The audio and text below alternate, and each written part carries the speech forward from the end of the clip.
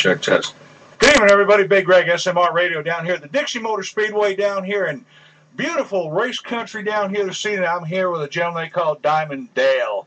Dale, we're going to talk about a little bit about you and a capital race car this evening here. First of all, how long have you been running a capital race car, and how's it been running for you? I've been in a capital race car for 2 years now. This is my second car.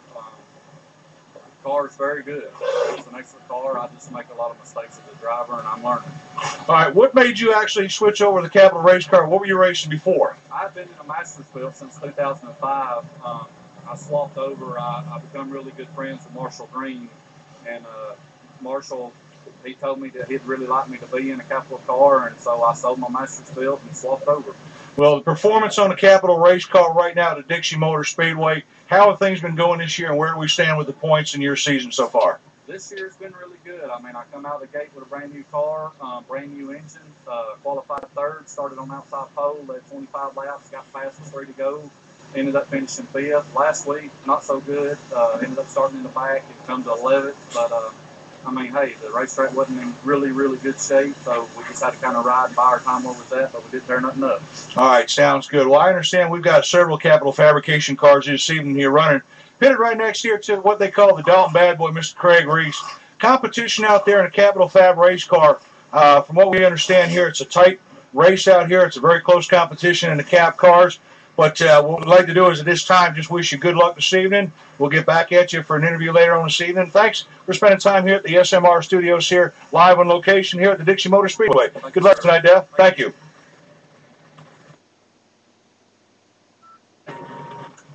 Hello once again, everybody. Big Greg down here at the Dixie Motor Speedway.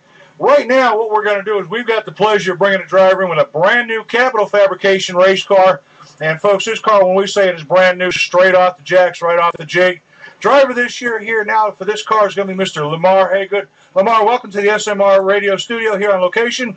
Brand new capital fab race car. How you feel about it, buddy? Well, I hope we do well with it. We're excited about having it. We've been looking forward to it for a while now, but this was taking us a little time to make the decision to make the jump. Well, I guess the question that everybody's asking right now is, what made you switch over to the capital fab race car? And, you know, there's got to be something that sparked your interest here, obviously. Well, Mick Marshall has become pretty good friends over the last few years, and when he started his deal here, me and Shane Clanton have been pretty good friends for a while, so they're all involved in it. So I figured if I got involved in it, then it would have probably helped my racing program tremendously. So that's what we're trying to do.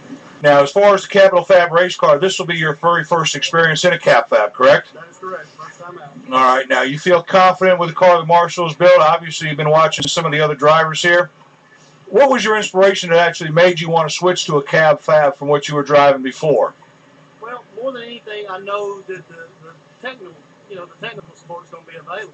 Mm-hmm. You know, Marshall's here every Saturday night, so you know he'll have an eye on the program the whole time, let us know where we're off, if we need to pick up here, if we need to pick up there, or you know, sometimes the driver needs to tune up. So you know, that's going to be the high points of this whole thing, I think. Well, what can we expect this year as far as sponsorship with Lamar and the brand new cab fab car? Well, you know, what we have on there now, the things that we have, we're gonna go out there and make the best of it, and you know, do all we can do with it. It's all we know to do. Is there anybody that you'd like to give a special thanks or a shout out to here with the remote station tonight? We Bishop Automotive, Bishop Race Engine. He's the one that builds the race engines for us. Of course, ABS Automotive is a company that we own. ABS Automotive and ABS Tires. We got Watson's Transportation. He's a competitor here as well, and he helps us out. You know, and of course we got Silver Creek Equipment Service. He's a good friend of ours. He helps us at the racetrack. Right there by my house, that's Tim Turner's wife's daycare, which is my crew chief. Been with me for about 25 years. So you know, those are the main things that we're looking forward to showcasing, and you know, hopefully we look really good in our capital race car is what we're looking forward to. All right, now the big question I know a lot of listeners are going to be asking is, when do we can expect this car to be on the track for at least testing or to shake down? What's the schedule? Well, next weekend is what we're shooting for. Okay. You know, providing everything goes well, it has went well so far. Basically, we're in about the 3rd week of the makings of this thing, and everything's went pretty smooth so far. So if it continues the way it's going, we'll be okay. So we're race ready right now, correct? We don't have a motor. We just got the car completed, the body and everything done on the car, so we'll take it home. We'll put a motor in next week and come back here next Saturday night and try it out. All right. Well, listen, I'll tell you, Lamar, we do want to appreciate and thank you for being here with us tonight. Good luck on this brand new capital fabrication car. And I'm sure you're going to be in some good company here with the Dalton Bad Boy and Diamond himself. And, you know, Jason, you got a bunch of the top runners here. So, Lamar, I want to thank you and good luck and everything work out. Is this little Haygood right here? It is. That's my future right there. Well, I'll tell you what. How do you feel about Dad in a brand new race car? You very happy for him? You a big supporter of Dad in his racing? All right. You think he's going to do good in that brand new Capital car? Well, all right. There you go, folks. You heard it from Senior. You heard it from Junior. Take care, buddy. We'll see you next week. Take care, Lamar. Thanks for your interview, buddy. Take care. Thank you, everybody. That was Big Greg here with the remote location for the SMR studios here and the brand new Bishop Race Engines Capital Fabrication car for Lamont Haygood. That car will be featured next week, first day out here at the Dixie Motor Speedway. Take care, folks. We'll catch you on the next interview. Good evening, everybody. Big Greg one more time here at the Dixie Motor Speedway. We're going to do an interview right now with another one of the Capital Fabrication drivers, Jason Croft, driver of the number 9 Creative Office Solutions. Jason, welcome to the SMR studios on remote location here. Capital Fabrication race cars. What's the word, man? How have they been performing? We've been real satisfied with it so far. We've had a little bit of bad luck to start the year off. I've been out for about 10 years, and we just got to get the bug shaked out. But we're real proud of where we're at so far, and I think we're going to have a real good year once we get settled in here. All right, now as far as the Capital Fabrication race car, I know we've got a bunch of them here tonight. Competition's got to be pretty stiff. How has the Capital Fab car performed with another race car that you might have been driving in the past? It goes forward real good. It steers real good. I'm very satisfied with it. But it's, like I say, it's been 10 years since I've been in anything, so it's kind of like starting over again. And that's kind of why we went with the Capital car. Is we've been real good friends with Marshall for a long time, and we knew we'd get a lot of help, a lot of technical support through him, and that would just help speed up the process of getting back in the seat. How long have you actually been in a Cap Fab car now? This will be my, I think, about the 5th race this year. Fifth race this year here. We built this car brand new back in the winter, and started this season in it. So how are we standing right now as far as the points? I know we're still early in the season right now, but where we stand right now? Yeah, I'm not really sure where we're at in points right now. I know we've had a 3rd place finish, and then we had one race that didn't start because we had some trouble in qualifying. So I'm trying to not look at the points right now, just trying to win some races and get back. Is there anything, I guess the question a lot of people ask, in a Cap Fab race car, we've heard a lot of comments from various drivers here about the setup on a car and being able to just drive the car into a corner now and get a smooth ride in the car. How is this car reacting to your driving style? Well, I'm real pleased with it. I think it's going to suit me real well once I get all the bugs worked out of it. We've had a 3rd place finish in it, and I think that's pretty impressive, being that it's been a long time since I've been in the car. So I think it's going to suit me real well, and we're going to be able to win a lot of races in it. So as far as you, the crew, and the car itself here, you're still in the learning process, still got a learning curve, but you guys are starting to come along and confidence is building. We're accurate with that? Yeah, we're building confidence every week. We've improved every week from the start, and we run 3rd, and last week we was running 2nd, looking for the lead, and had a restart and didn't get a real good restart and got shuffled back there at the end, but we ran real good. We ran a lot better than our results showed, so I know it's in the car, and we just got to put it all together now. All right, well, there you go, folks. Another satisfied Capital Fabrication driver, Mr. Jason Croft here tonight. Folks, as we said, Dixie Motor Speedway is known for a lot of white-knuckle driving here. These Capital Fab race cars here seem to be doing what they're supposed to do, and that's get up around the track. Jason, a little later on, we're going to come back and do another interview with you here to see how the car did during some practice runs here. But thanks for your time right now. Ladies and gentlemen, this is Big Greg here in the pits of Dixie Motor Speedway with the Capital Fabrication race car, Jason Croft, Creative Office Solutions. We'll be right back shortly. Thank you.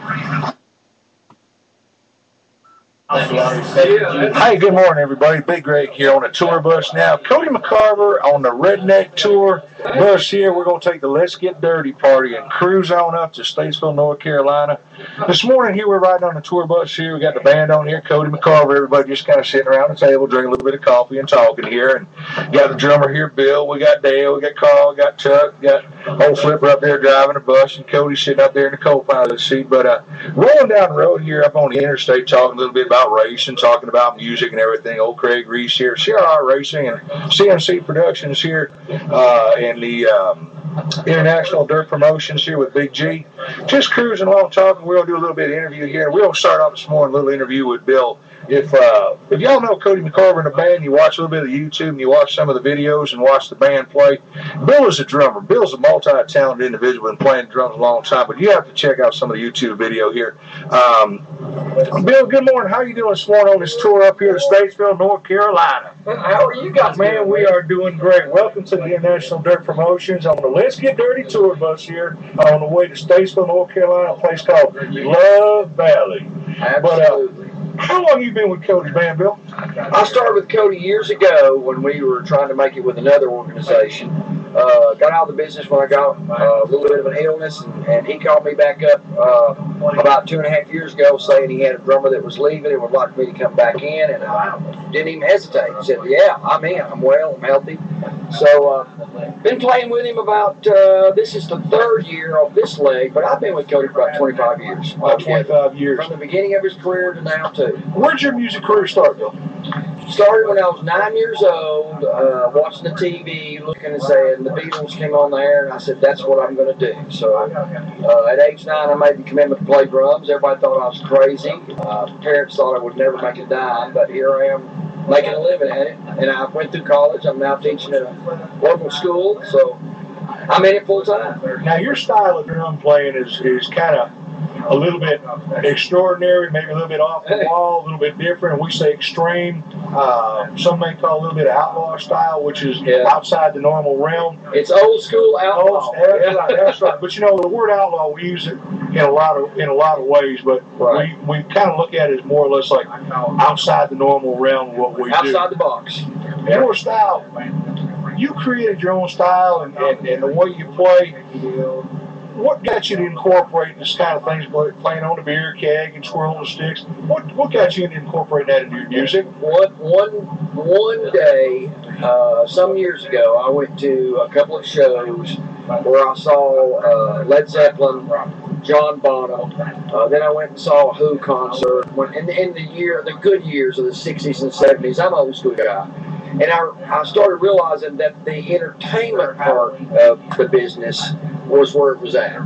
So after watching some of these icon drummers entertain like they did, I started incorporating in my show. The entertainment part of it is as much as the talent. Now, I'm educated, but you have to have the entertainment part too with the education to make the people like you. And I'm a people person, so I'm going to give them a show. If they're going to pay money, I want them to see a show. And we know drum's the backbone of the band, the singer, the key. Everybody in a band, it's a team, it's a one unit. There's no I in team. That's right, there's no I in team.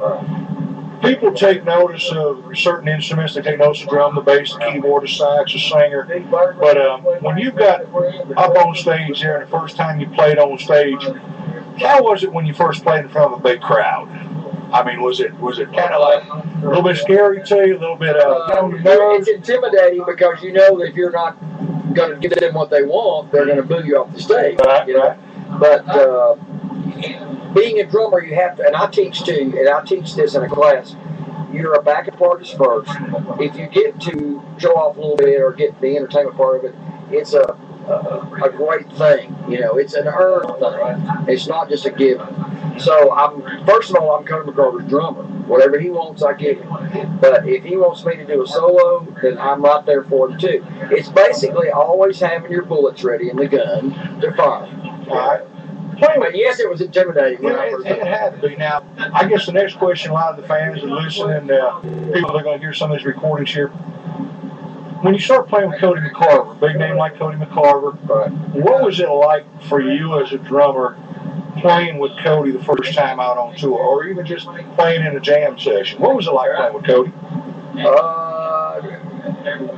Well, it's never intimidating. It's exhilarating more than it is intimidating. So it's an inspiration. Oh, yeah, because the stuff is written by him and produced by him. Okay. So you want to give him what he has written and the expression of playing drums. So it's an extension of him. Oh, yeah. Okay. Oh, yeah. And if you can't do that, you can't work for the man. That's right. And that's any artist. He wants to have that certain sound.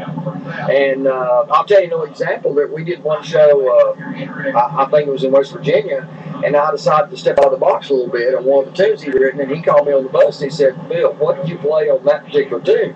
He said, that ain't what I wrote. And I realized right then, I said, you know what? I was just stepping out of the box. I said, don't do that. Don't do that until you get to that part where you're out on the case.